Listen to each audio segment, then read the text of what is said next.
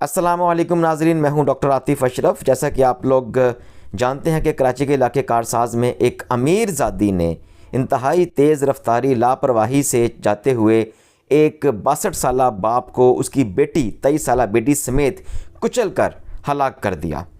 नाजरीन, आप कमेंट्स में बताइएगा क्या इस खातून को सज़ा होगी। लेकिन इससे पहले मैं आपको एक ऐसी मिसाल देता हूँ कि एक ही तरह का वाक़या अमेरिका में होता है तो क्या होता है। स्क्रीन पे आपको जो नौजवान नज़र आ रहा है, नीली आंखों वाला नौजवान, इसका नाम है कैमरॉन हेरन। इसकी उम्र 18 साल थी। 2018 का वाक़या है ये 100 मील फ़ी घंटा की रफ्तार से रेसें लगा रहा था। माँ और उसकी 1.5 साला बेटी को कुचल दिया। दोनों की मौके पे डेथ हो जाती है। इसके ऊपर केस चलता है। केस चलने के बाद जो उसका डिफेंस है वो साइकोलॉजिस्ट को हायर करता है। नफ्सियाती जो इलाज चेक करते हैं डॉक्टर्स, वो इस जवाज़ के साथ आता है कि ये अभी बच्चा है, इसकी उम्र 18 साल है और बायोलॉजिकली जो 18 साल से 20 साल तक ब्रेन ग्रो करता है, ब्रेन मैच्योर होता है। तो अभी इसका जो ब्रेन मैच्योर नहीं हुआ, लिहाजा इसको इमैच्योर ब्रेन की वजह से रियायत दी जाए। लेकिन ऐसा नहीं होता। कोई बहाना, कोई बात, कोई मेडिकल रीज़न नहीं मानी जाती और इस लड़के को 24 साल सज़ा हो जाती है और ये अब जेल में है। 2044 तक ये जेल में सड़ेगा। हुआ क्या, उस वाक़े के बाद जो उनके जो थे स्टेट अटॉर्नी, उनका जो बयान था वो बड़ा इंटरेस्टिंग था। उन्होंने कहा कि हम जाने वालों को वापस तो नहीं ला सकते, लेकिन ये जो सज़ा है ये कम से कम उस फैमिली के लिए थोड़ा सा रिलीफ ज़रूर होगी जो इस तकलीफ़ में थी। नाज़रीन, अब इसी मिसाल को सामने रखिए और अब आ जाते हैं सानिया कारसाज के ऊपर। अमीरज़ादी, अरबों रुपए की मालिक, वो तेज़ रफ्तार लैंड क्रूज़र में 7 करोड़ की गाड़ी में आती है और एक 62 साला बाप इमरान और उसकी बेटी आमना को टक्कर मार के कुचल देती है। उसके बाद दोनों की मौके पे डेथ हो जाती है। लोग इकट्ठे होते हैं और इसको जो है वो इसका केस लगता है और जो डॉक्टर हैं सेम वही फार्मूला, इसको नफ्सियाती मरीज़ करार देते हैं। इनका वकील कहते हैं जी हमने दियत की रकम हमने ऑफ़र की है, तो ये तकरीबन 1 करोड़ और 37 लाख रुपए बनते हैं, यानी कीमत लगा दी इंसानी जान की, तो हम वो देने को तैयार हैं। अच्छा, अब बड़ी इंटरेस्टिंग बात ये है कि ये मुबैना तौर पर इस खातून ने शराब पी रखी होती है या नशे में होती है, अभी ये कंफर्म नहीं हुआ, लेकिन चले ख़बरें जो आ रही हैं मुबैना तौर पर इसलिए कह रहा हूँ कि इसने ये नशे में थी, लिहाजा इसको ड्राइव के दौरान पता नहीं चला और ये हादसा हो गया। लेकिन जो इसकी टीम है, जो इसकी डिफेंस टीम है, वो ये कह रही है कि ये 5 साल से पागल थी, यानी कि इसका ज़हनी तवाज़ुन ठीक नहीं था। 5 साल से इसका इलाज चल रहा था, पता नहीं कैसे गाड़ी लेकर बाहर निकल आई। अच्छा, इंटरेस्टिंग बात यह है कि वही हर बार आजमाया है कि मेडिकली इसको पागल करार दो, नफसियाती मरीज़ करार दो, तो हमें सज़ा से जान छूट जाएगी।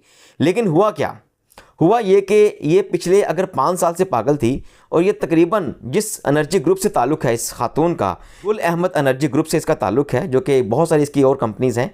ये उन 8 से 10 कंपनीज़ की डायरेक्टर और चीफ एग्जीक्यूटिव है। यानी एक पागल को आपने चार्ज दिया हुआ है, इतनी बड़े बिजनेस दिया हुआ है, लेकिन वो 5 साल से उसका इलाज भी चल रहा है। अगर नताशा इकबाल जो कि वो खातून है, अगर उसका दिमागी तवाज़ुन दुरुस्त नहीं था तो आपने उनका नाम इतनी कारोबार क्यों किया, आपने इसको गाड़ी चलाने की इजाज़त क्यों दी, और किस तरह अगर वो यूके का लाइसेंस होल्डर थी तो यूके पागल है जो उसने लाइसेंस दे दिया, और पाकिस्तान में यूके के लाइसेंस पे कैसे गाड़ी चला सकती है। फिर क्या इसका ज़हनी तवाज़ुन ख़राब है या पूरी कौम का ज़हनी तवाज़ुन ख़राब है? क्योंकि आपने अभी कमेंट में बताना है, अभी बताइएगा कि पाकिस्तान में जिस तरह सोशल मीडिया पे एक वायरल ट्रेंड चल रहा है कि इसे सज़ा नहीं होगी, तो सज़ा क्यों नहीं होगी? क्या आप समझते हैं सज़ा होगी? इससे पहले हम कुछ ऐसे केसेस देख चुके हैं, इस तरह शाहरुख जोधई का केस था 2012 में, इसने एक शाहजेब को कत्ल किया, उसके बाद ट्रायल चला, जेल में वो बादशाहों की तरह रहा और फिर अल्टीमेटली 2022 में उसको रिहाई मिल गई, क्योंकि वो उसको जो विक्टिम फैमिली थी उसने मुआफ़ी दे दी, मुआफ़ीनामा जमा करवा दिया। इससे पहले रेमन डेविस केस बहुत मशहूर ज़माना केस था, उससे भी दियत की रकम अदा करने के बाद फैमिली बाहर चली गई और रातों रात उसको भी बाहर भेज दिया गया। तो इस सारी सूरत हाल में अगर आप अमेरिकन जस्टिस सिस्टम की बात करें, उसका फिर कंपैरिजन पाकिस्तान के साथ करें, तो उस अमेरिका ने एक बच्चे की 18 साल बच्चे की ज़हनी बलोगत को बिल्कुल एक्सेप्ट नहीं किया और इसे 24 साल सज़ा सुनाई।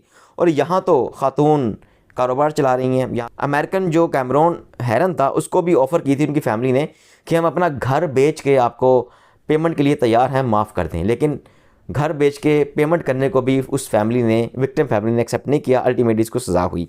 अच्छा, अब होगा क्या? जो FIR कटी हुई है नाजरीन, उस FIR में इस खातून के ऊपर मुजरिमाना कत्ल की दफ़ात दर्ज हैं और इन दफ़ात का मतलब ये है कि कड़ी से कड़ी सज़ा हो सकती है। ये बेशक एक ट्रैफिक हादसा है, लेकिन अल्टीमेटली इसका जो अंजाम है, इसकी जो सज़ा है वो भयानक हो सकती है। रोज़नामा साफ ने खबर दी है कि ज़राए के मुताबिक ये भी है कि इस खातून ने जो क्राइम किया था पहले दिन, उसके बाद इसने रात जो है वो अपने घर में गुजारी, इनके इसको पेश भी नहीं किया गया अदालत में और इसने थाने में भी नहीं गई, रात अपने घर गुजारी। दूसरी इसके साथ ये भी एक रिपोर्ट आ रही है कि इन्होंने सुबह मंगल की सुबह मुल्क से बाहर जाने की कोशिश भी की, लेकिन इसे नाकाम बना दिया गया। कि इस मुल्क के अंदर ताकतवर और अमीर के लिए आप कानून के रास्ते ख़ुद बना रहे हैं और जो हमारे पास मिसालें माजी की मिलती हैं उसमें बहुत कम सज़ा हुई है। शायद यही वजह है कि आजकल जो ट्रेंड जो चल रहा है सोशल मीडिया के ऊपर, वो ये कह रहे हैं लोग कि ट्रैक रिकॉर्ड यही कहता है कि इसको सज़ा नहीं होगी। पाकिस्तान में रहते हुए ये अगर ऐसा है तो ये एक बहुत बड़ा टेस्ट केस है, एक बार फिर एक टेस्ट केस है कि अगर चूँकि एक हादसा था, ये जानबूझ के कत्ल नहीं किया गया, बात को सब जानते हैं। ये अगर ये नशे की हालत में कत्ल हुआ है या किसी और वजह से हुआ है तो ये क्यों हुआ है? उन बेचारों का क्या कसूर था? उस आमना का, 23 साल आमना का, जो बेचारी MS कर रही थी, जो स्टूडेंट थी, जिसने आगे ख्वाब सुहाने से जाए थे अपने मुस्तकबिल के, उसकी आंखें हमेशा के लिए बंद हो गई। जो बाप बेचारा सफ़ेद दाढ़ी वाला, 62 साल उसकी उम्र थी, तो वो बेचारा अपनी बेटी की जो इस एज को इतना पढ़ा लिखा के यहाँ तक लेके आया, सुनी मेरा पापड़ बेच के उसने अपनी बेटी को यहाँ तक पढ़ाया, तालीम दिलवाई, तो उस बेचारे की सांसें एक झटके में ही ख़त्म कर दी गई। ऐसा क्यों है? क्या निज़ाम इंसाफ देगा? क्या इस निज़ाम से हमें इंसाफ की तवक्को है? क्या पाकिस्तान का निज़ाम, इंसाफ का निज़ाम इतना तगड़ा है कि वो अमेरिका की तर्ज के ऊपर फैसले कर सके? इतना तरक्की याफ्ता मुल्क होने के बावजूद उन्होंने इंसाफ पे कॉम्प्रोमाइज़ नहीं किया। लेकिन क्या यहाँ कॉम्प्रोमाइज़ होगा? कमेंट में ज़रूर बताइएगा, क्योंकि हज़रत अली का कौल है कि जुल्म का निज़ाम नहीं चल सकता, कुफर का निज़ाम चल सकता है। और हमें इस निज़ाम में रहते हुए 77 साल गुजर गए हैं। अब ये निज़ाम क्या आगे बढ़ेगा या ऐसे चलता रहेगा? और कब तक अगर ये निज़ाम चलता रहा तो क्या ये मुल्क आगे जाएगा? अपने कमेंट्स में ज़रूर बताइएगा। अब तक के लिए इतना ही। अपना ख्याल रखिएगा। अल्लाह हाफिज़।